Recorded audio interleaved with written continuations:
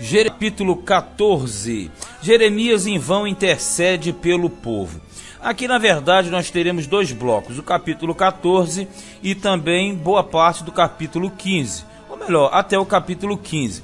Nós temos aqui um período de intercessão, quando o profeta Jeremias vai interceder pelo povo, mas vai obter uma resposta negativa de Deus. Então esse diálogo entre o profeta e o Senhor vai acontecer, só que Jeremias tenta reverter a situação, mas o Senhor mostra que isso seria impossível de acontecer. No final, a resposta é totalmente negativa.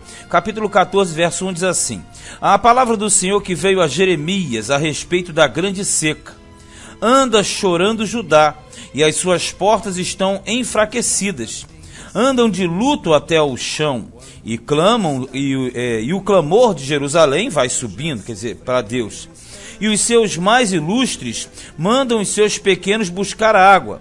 Vêm às cavas e não acham água, quer dizer, ao local dos poços e não tem água. Ou seja, o ilustre, que é o nobre, quer buscar a água e manda os servos que façam esse serviço. Só que chegando lá não tem água. Isso aqui fala de uma grande seca que estava acometendo o reino de Judá, e nós sabemos que a seca, a falta d'água, era também uma das maldições da lei, que envolvia a punição por falta de reverência ao Senhor, por causa de idolatria, feitiçaria e etc, né? Aí diz assim: voltam com os seus cântaros vazios, e envergonham-se, e confundem-se, e cobrem a cabeça. Quando fala cobrir a cabeça, é o sinal de grande dor, de consternação, de desprezo, de humilhação. Por causa da terra que se fendeu, pois que não há chuva sobre a terra, os lavradores se envergonham e cobrem a cabeça, porque até as servas no campo parem e abandonam seus filhos, porquanto não há erva. Quando fala das servas, no caso o animal, a serva é a feminina do servo, no caso, e aqui diz que elas davam à luz, pariam seus filhotes e depois os abandonavam. Por quê? Porque justamente não havia comida. Então, como não havia erva, eles deixavam em busca de comida e o filhote ficava para trás. E os jumentos monteses se põem nos lugares altos, sorvem o vento como os dragões. Desfalecem os seus olhos porquanto não há erva, porque os animais subiam nos lugares altos, no caso o jumento montês, e ali eles puxam o ar para tentar ver onde tem umidade no ar, porque é assim que eles conseguem descobrir onde existe a água. E aqui diz que eles no alto, nos outeiros, nos montes, eles puxam esse ar e não conseguem encontrar a direção certa, e ali já não tem também a erva. Então a erva é o alimento para os animais. 7. Posto que as nossas maldades testifiquem contra nós, ó Senhor, opera tu por amor do teu nome, porque as nossas rebeldias se multiplicaram, contra ti pecamos. Então o profeta está intercedendo em nome do povo. 8. Ó esperança de Israel, quer dizer o Senhor, Redentor seu no tempo da angústia, porque serias como um estrangeiro na terra e como viandante que se retira a passar a noite, tipo assim, aquele que abandona e que some, né? Tipo, Deus deixou o povo dele. Porque serias como homem cansado, como valoroso que não pode livrar, mas tu estás no meio de nós, ó Senhor, e nós somos chamados pelo teu nome. Não nos desampares. Assim diz o Senhor acerca deste povo, pois que tanto amaram afastar-se e não detiveram os pés.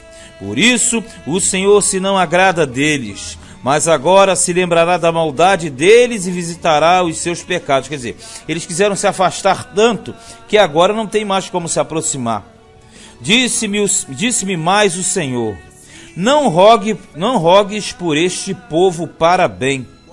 Então, o Jeremias estava intercedendo pelo povo, e Deus falou: Jeremias, não adianta, não rogues por este povo para bem, quer dizer, para coisas boas. 12. Quando jejuarem, não ouvirei o seu clamor, e quando oferecerem holocaustos e oferta de manjares, não me agradarei deles.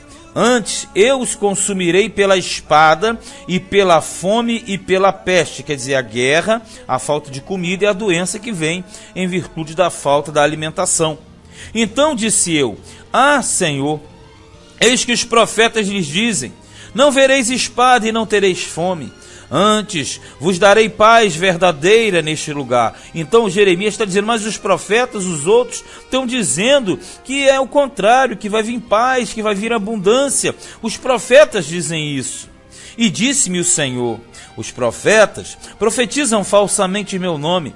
Nunca os enviei, nem lhes dei ordem, nem lhes falei. Visão falsa e adivinhação e vaidade e o engano do seu coração são o que eles vos profetizam. Portanto, assim diz o Senhor acerca dos profetas que profetizam em meu nome, sem que eu os tenha mandado. E dizem que nem espada nem fome haverá nesta terra. A espada e a fome serão consumidos esses profetas. Quer dizer, eles estão dizendo no meu nome, falando no meu nome, profetizando no meu nome, dizendo que não há espada, nem fome, nem peste. É o contrário, eles mesmos provarão desses malefícios. E o povo a quem eles profetizam será lançado nas ruas de Jerusalém, por causa da fome e da espada, e não haverá quem enterre as suas mulheres e os seus filhos e as suas filhas. Assim derramarei sobre eles a sua maldade.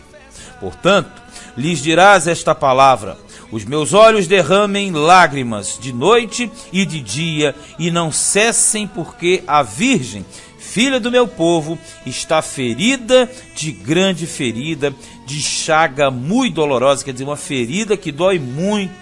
Então, na verdade, Deus está dizendo, olha, você vai falar essas palavras. E é por isso que você chora, é por isso que eu também estou sentindo, Jeremias. Aí ele fala, ó, se eu saio ao campo, eis que os mortos à espada, e se entro na cidade, estão ali os debilitados pela fome. E até os profetas e os sacerdotes correram em redor da terra e não sabem nada. Veja bem o que acontece aqui. A visão que ele tem é uma visão de pessoas debilitadas. No caso, a fome, no caso, a morte, já é a visão que ele está tendo do futuro próximo que aconteceria. E ele fala que os profetas e os sacerdotes correram em redor da terra e não sabem nada. Por quê? O sacerdote e o profeta, eles eram rivais, na verdade, porque os profetas sempre vinham para ser uma pedra no sapato do sacerdote. Então, quando eles andavam em comunhão, é sinal de que eles tinham largado os seus ofícios. 19. Ó. De todo rejeitaste tu a Judá, ou aborrece a tua alma a Sião? Porque nos feriste e não há cura para nós? Aguardamos a paz e não aparece o bem, e o tempo da cura, e eis aqui turbação. Aí Jeremias, diante disso, começa a interceder mais uma vez, percebe? Deus falou para ele não rogar no 11, mas a dor, a intensidade da revelação faz com que ele interceda. 20, ó.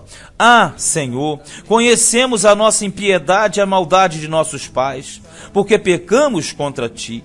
Não nos rejeites por amor do teu nome, não abatas o trono da tua glória, lembra-te e não anules o teu concerto conosco. Lembrando, hein? Deus não estava anulando o concerto, ele estava só disciplinando o povo. Aí ele fala, não rejeiteis por amor do teu nome. Ele está dizendo o seguinte, por ti, como Moisés fazia, lembra? Moisés também intercedia e colocava o povo de Israel como sendo que um exemplo dele, do nome dele. Ainda fala mais, não abatas o trono da tua glória, porque o trono da glória era a Arca da Aliança. E aí ele está dizendo, não anules o concerto. Então ele quer dizer, ele achava que Deus estava simplesmente acabando com tudo. 22, ó. Haverá, porventura, entre as vaidades dos gentios, os ídolos, algum que faça chover? Ou podem os céus dar chuvas? Não és tu somente, ó Senhor nosso Deus. Portanto, em ti esperaremos, pois tu fazes todas estas coisas. Então, veja, o 15 vai continuar, mas a gente está acabando o 14 aqui. Veja que a colocação é muito clara. Jeremias intercede pelo povo, o Senhor diz não. Jeremias voltou a interceder e no capítulo seguinte ele vai dizer mais uma vez não. A questão é, Jeremias ele tinha que levar um decreto.